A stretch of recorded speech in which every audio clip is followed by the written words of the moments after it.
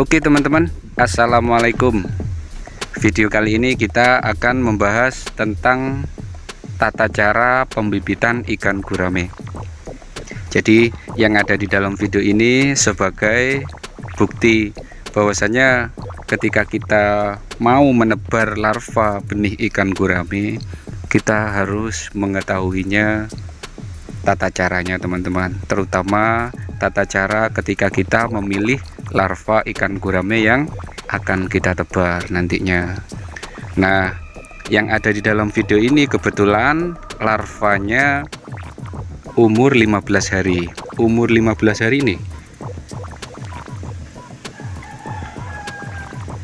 banyak yang tewas ya teman-teman. Tuh, banyak yang tewas umur 15 hari. Kenapa kok demikian? Karena faktor daripada induk ikan guramenya teman-teman. Jadi induk ikan guramenya kurang cukup kuat ketika bertelur. Jadi induknya ini masih muda teman-teman, umur 2 tahun. Jadi seperti ini, ketika kita pijah benar bisa bertelur, kemudian ketika bertelur dan menetas, nah seperti ini teman-teman. Makanya khusus untuk teman-teman pemula ketika mau menebar larva ikan gurame itu harus mengetahui induknya terlebih dahulu agar supaya tidak terjadi hal yang demikian. Induk yang umurnya 2 tahun ketika itu bertelur dan menetas, kemudian disitu bebarengan dengan musim dingin teman-teman. Nah seperti sekarang ini ya, musim dingin, jadi cuacanya itu sangat dingin sekali. Wah, itu langsung kedabalan teman-teman, bibitnya itu langsung neles. Nah neles itu seperti ini.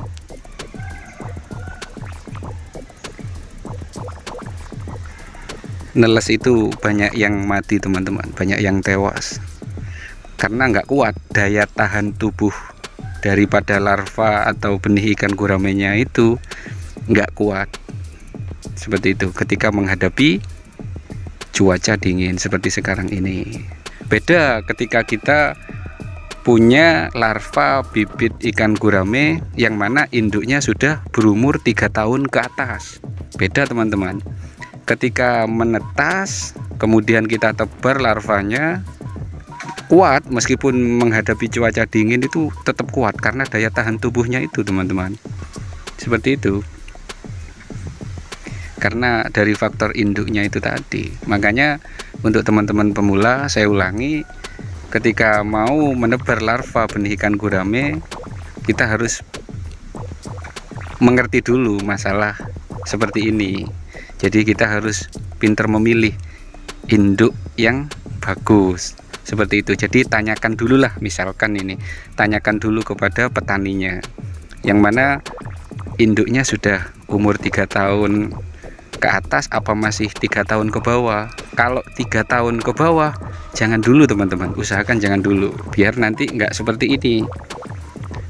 Benar, kalau misalkan kita memijah sendiri ya mungkin kita luang tenaga, tapi kalau larvanya atau telurnya ini kita dapat membeli, rugi dua, rugi tenaga sama rugi keuangan kita nantinya.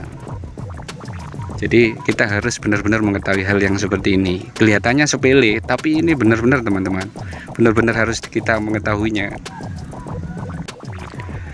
Terus untuk larva atau benih ikan guramenya ini ketika kita tebar misalkan jumlahnya 5.000 misalkan, kira-kira apakah mati semua seperti ini? Enggak, biasanya teman-teman, biasanya nyisa 500, nyisa 1.000 kadang nggak nyisa sama sekali.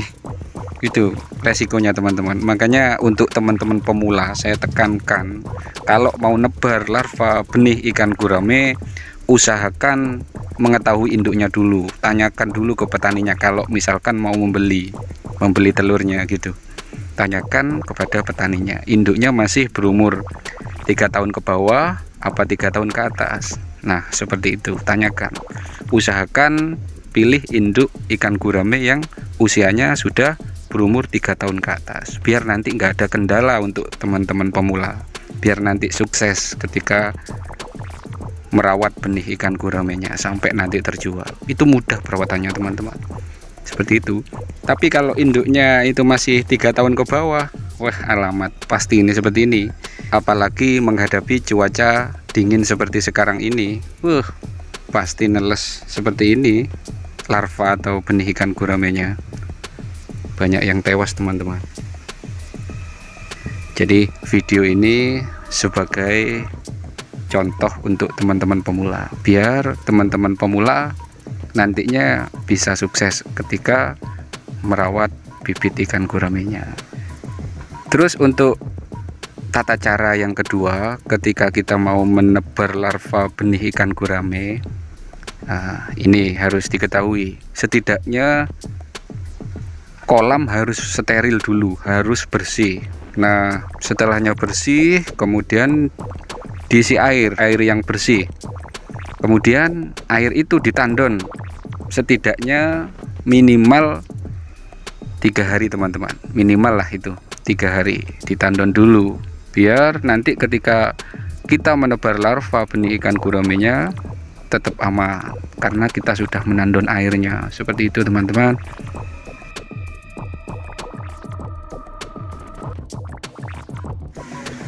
Untuk tata cara yang lain sementara nggak ada ya teman-teman.